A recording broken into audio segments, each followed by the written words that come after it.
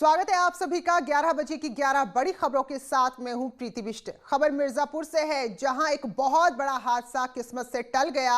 दरअसल यहां पर गंगा नदी में एक नाव थी जिसमें बहुत ज्यादा यात्री सवार थे, वो पलट गई। तो 12 से अधिक महिलाएं इसमें सवार थी, लेकिन समय रहते सभी को बचा लिया गया। तो ये महिलाएं नदी पार करके सब्जी लेने जा रही थी, तभी जिस नाव में वो सवार थी, नाव का संतुलन बिगड़ा होगा, जिससे नाव पलट गई और ये सभी महिलाएं पानी में डूबने लगी, लेकिन वक्त रहते इनको बचा लिया गया। तो एक बहुत बड़ा हादसा हो सकता था जो किस्मत से टल गया। तो इससे पहले सूरत में जो हम आपको दिखा रहे थे, बड़ा ही दर्दनाक हादसा हुआ है, जहां 15 लोगों की जान गई है। लेकिन एक घटना जो मिर्जापुर में आई, वहां पर समय रहते लोगों को मदद मिल गई और एक बहुत बड़ा हादसा टल गया। सुमित हमारे सहयोगी जुड़े हैं। तो सुमित, बताइए जरा कैसे हादसा हुआ और फिर कैसे इस बड़ी घटना को टाल दिया गया। ये तस्वीरें आप देखिए, तो गंगा नदी से ये लोग नाव के जरिए सब्जी लेने के लिए जा रहे थे और 12 महिलाएं लगभग बताई जा रही हैं जो नाव में सवार थी। तो देखिए जरा, पूरा प्रशासनिक महकमा वहां पर पहुंचा हुआ है। हड़कंप मच गया क्योंकि जितनी सवारी थी सभी पानी में डूब रही थी, लेकिन सभी महिलाओं को हादसे में सकुशल बाहर निकाल लिया गया। तो बड़ी राहत की सांस ली, लेकिन जैसे ही घटना की जानकारी मिली, पूरे इलाके में हड़कंप मचा। तुरंत पुलिस को सूचना दी गई, पुलिस भी दल बल के साथ मौके पर पहुंची। तो एक बहुत बड़ा हादसा टल गया। देखिए ये तस्वीरें आप देख रहे हैं, तो सुबह का वक्त था और कोहरा भी है, वो भी नजर आ रहा है इसमें। इस वक्त महिलाएं जब सब्जी लेने के लिए नदी पार करते हुए नाव में सवार होकर जा रही थी, तभी नाव पलटी और महिलाएं डूबने लगी। हमारे सहयोगी सुमित हमारे साथ जुड़े हैं। तो सुमित, क्या कुछ वजह हादसे की रही और किस तरह से रेस्क्यू किया गया? आपको बता दें,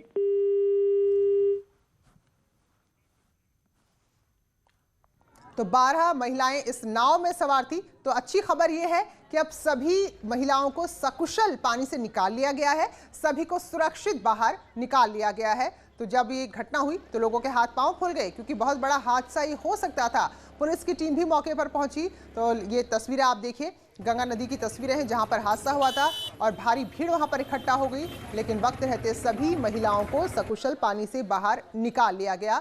तो एक बड़ा हादसा होने की आशंका से सभी के हाथ पांव फूल गए थे, पर किस्मत अच्छी थी कि हादसा टल गया।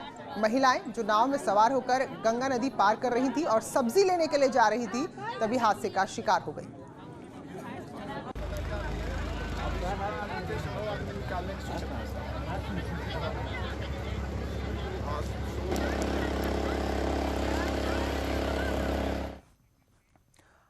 और मुठभेड़ की खबर है मेरठ से, जहां पुलिस ने लूट के इरादे से जा रहे बदमाशों की योजना पर पानी फेर दिया। मुखबिर ने पुलिस को सूचना दी कि अपने मंसूबों को अंजाम देने के लिए बदमाश जा रहे हैं। तो पुलिस ने भी घेराबंदी की, मुठभेड़ हुई और इस दौरान गोली लगने से 2 बदमाश घायल हुए हैं, जिन्हें गिरफ्तार किया गया है। और ये बदमाश दानिश जैन के सदस्य हैं। ये बदमाश एक व्यापारी से लूट करने की योजना बना रहे थे, लेकिन उससे पहले ही पकड़े गए, क्योंकि मुखबिर ने पुलिस को सूचना दी और वक्त रहते घेराबंदी कर पुलिस ने इन बदमाशों को पकड़ लिया है।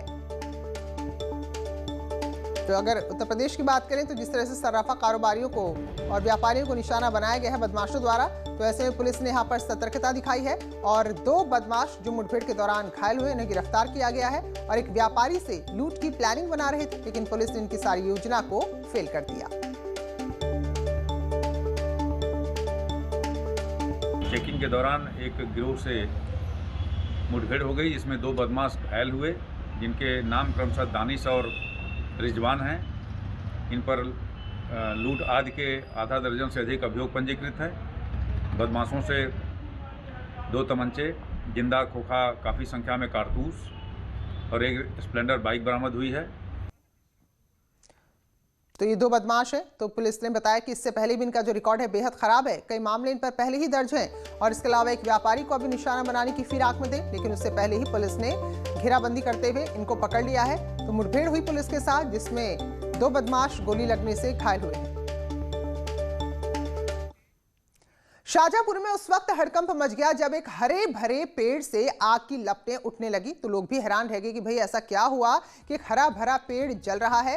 तुरंत दमकल की टीम को वहां पर बुलाया गया, जिसने आग पर काबू पा लिया। तो चौंकाने वाली बात ये रही कि ये सड़क के किनारे लगा पेड़ है और ये क्योंकि सूखा पेड़ नहीं था, तो ऐसे में इसकी टहनियों तक जिस तरह से आग फैल रही थी, उससे हर कोई हैरान रह गया। तो ये तस्वीरें सामने आई हैं शाहजहांपुर की, जहां एक हरा भरा पेड़ आग की लपटों में घिरता हुआ नजर आया।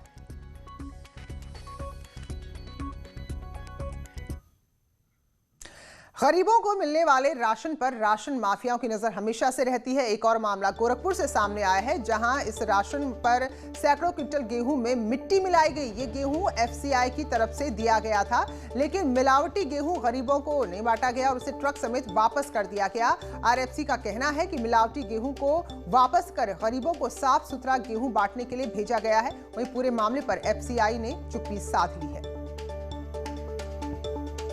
जो पीडीएस के लिए कुछ गेहूं उठाए गए थे एफसीआई के गोदाम से, उसमें एक ट्रक में ये देखा गया कि जो गेहूं की बोरी है उसमें मिट्टी की मात्रा है और मिट्टी होने के कारण उसको तत्काल हम लोगों ने वापस कर दिया और तथा जो रिलीज ऑर्डर था उस मंथ का उस गोदाम से हटाकर दूसरे गोदाम पे किया गया है तथा एफसीआई के लोगों को कहा गया है कि इनकी छानबीन कीजिए कि कहाँ से ये प्राप्त हुआ है तथा ये भी देखिए कि ये जो जितने गेहूँ हैं इसकी प्रॉपर सफाई हो जाए और अच्छे ढंग से ये पीडीएस में जाए।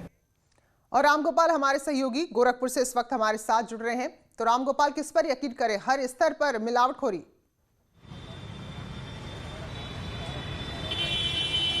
बिल्कुल, और सबसे बड़ी बात जो प्रधानमंत्री नरेंद्र मोदी और मुख्यमंत्री योगी आदित्यनाथ की फ्लैगशिप योजना है कि हर गरीब तक राशन पहुंचे, हर गरीब तक शुद्ध राशन पहुंचे, और इसके लिए उन्होंने भारतीय खाद्य निगम को बाकायदा वहां से गेहूं आता है कि शुद्ध गेहूं जो है कोटे की दुकानों से गरीबों को वितरित होना था, लेकिन करीब 600 कुंटल से अधिक गेहूं ऐसा था जिसमें मिट्टी मिली हुई थी। वो तो जिला प्रशासन की सक्रियता थी, मुख्यमंत्री योगी आदित्यनाथ की सख्ती का असर था कि तुरंत जो है जैसे ही विपणन केंद्र यानी कि ब्लॉक मुख्यालय पे यह गेहूं पहुंचा, वहीं पे इसकी जांच कर ली गई और वहीं पे इस पूरे घपले को पकड़ लिया गया और कोटे की दुकानों पे नहीं गया।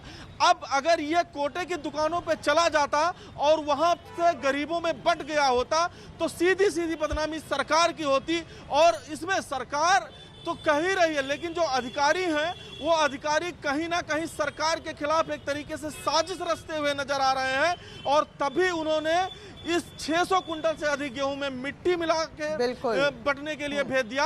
और जब इस मामले पे उनसे बात करने की कोशिश की जा रही है तो कुछ भी बोलने से मना कर रहे हैं। और साथ ही जिस कूड़ा घाट गोदाम से निकला, वहां के मैनेजर तो एकदम अपने पूरे गोदाम को छावनी में तब्दील कर दिए हैं। हालांकि जिला प्रशासन की तरफ से जब सख्ती की गई तब वो गोदाम के अंदर मजदूर लगा के मिट्टी की छनाई का काम कर रहे हैं, लेकिन सवाल यही है कि आखिर क्यों बचाया जा रहा है एफसीआई के? बिल्कुल, ये बड़ा सवाल है रामगोपाल कि एफसीआई आपको भी सरकार जिम्मेदारी देती, अनाज रखें, अनाज का वितरण करें, तो यहाँ तो और दोगुनी कड़ी कार्रवाई होनी चाहिए। तो कार्रवाई को लेकर क्या कुछ हो रहा है, लेकिन सवाल ये भी रामगोपाल की कार्रवाई करे कौन? बहुत बहुत शुक्रिया आपका जानकारी के लिए।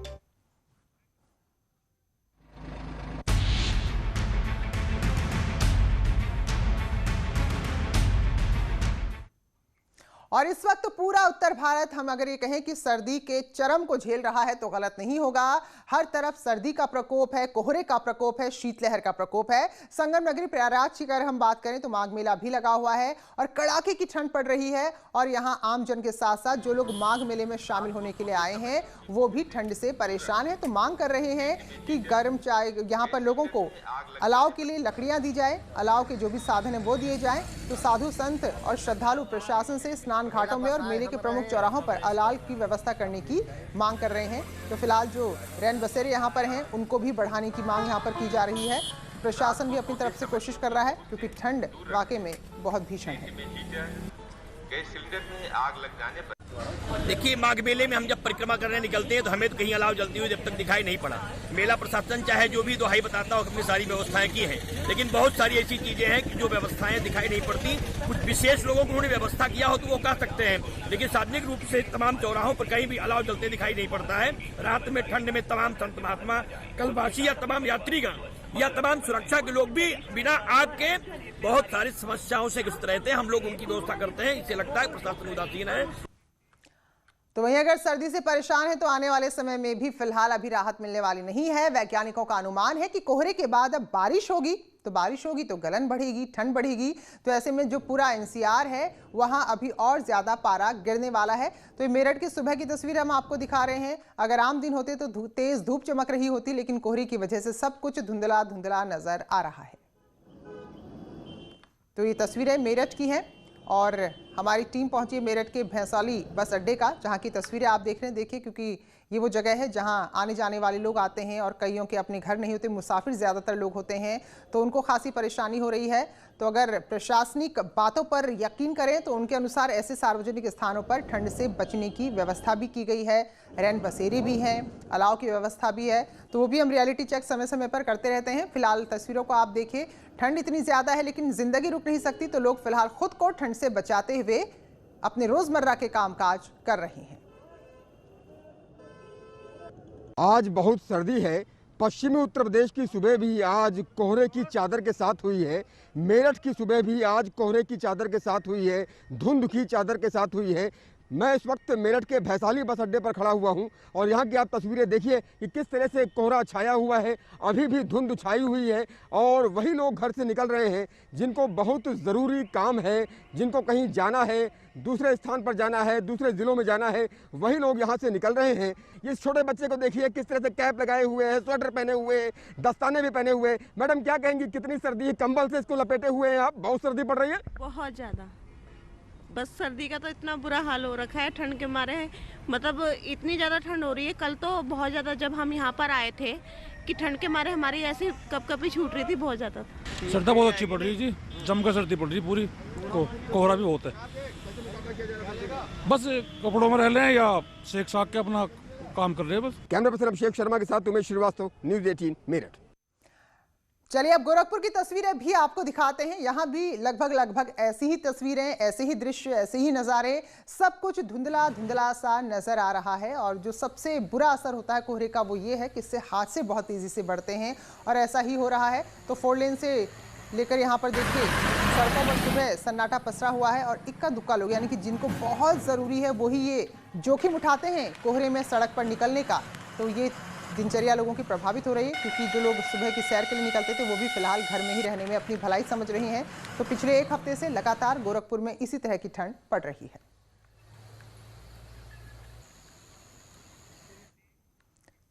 तो मौसम विभाग अलर्ट जारी कर रहा है, लोगों को एहतियात बरतने की सलाह दी गई है कि जो आने वाले दिन हैं अभी और ज्यादा ठंडे होने वाले हैं और इसके चलते जो नदी के आसपास वाले इलाके हैं विशेष तौर पर वहां कोहरा और घना छाएगा। मुरादाबाद में भी देर रात घना कोहरा छाया रहा और विजिबिलिटी यहां 100 मीटर से भी कम हो गई थी। आज सुबह की बात करें तो आज थोड़ा सा कोहरे में राहत थी, हालांकि गलन और ठंड बनी हुई है। पर हो रही भारी बर्फबारी का असर पश्चिमी उत्तर प्रदेश के मैदानी इलाकों में साफ नजर आ रहा है। देर रात मुरादाबाद में कोहरा छाया हुआ था। विजिबिलिटी की अगर बात करें तो 100 मीटर भी नहीं थी। अब सुबह आज कोहरा कम है लेकिन सर्दी बहुत ज्यादा है। अगर तापमान की बात करें तो मुरादाबाद का इस वक्त का तापमान 7 डिग्री है। आने वाले 2 से 4 दिन अभी और ज्यादा घना कोहरा छाया रहेगा। मौसम विभाग ने भी अलर्ट जारी किया था कि जो नदी के आसपास वाले इलाके हैं वहां कोहरा छाया रहेगा। बुजुर्ग और बच्चे जो हैं वो अपने घरों से अगर निकलें जरूरत होने पर एहतियात के साथ निकलें। जो मुरादाबाद का एक पार्क है आप देखेंगे, ये है कंपनी बाग पार्क, जो शहर का एक पार्क है लौता साफ सुथरा। उस पार्क को भी अभी ठंड में सुबह 7:30 और 8 बजे का वक्त है, उस वक्त भी इस पार्क को अभी बंद किया हुआ है।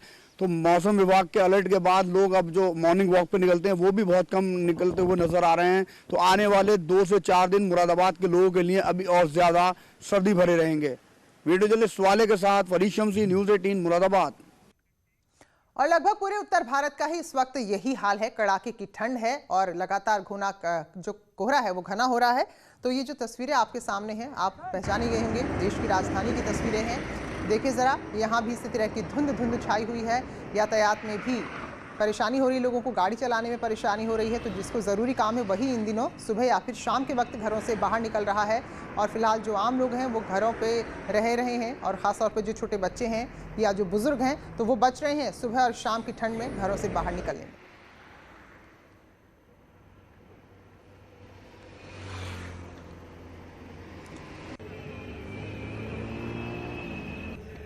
तो दिल्ली के अलग अलग इलाकों की तस्वीरें आपको दिखाते हैं और उससे आप मौसम का हाल समझिए। धौला कुआं और पंजाबी बाग है, साथ में दिल्ली राजपथ है और वहीं गाजीपुर बॉर्डर है, ये यूपी का है। तो ये देखिए ज़रा इन अलग अलग तस्वीरों में कि किस तरह से एक सा ही नज़ारा है।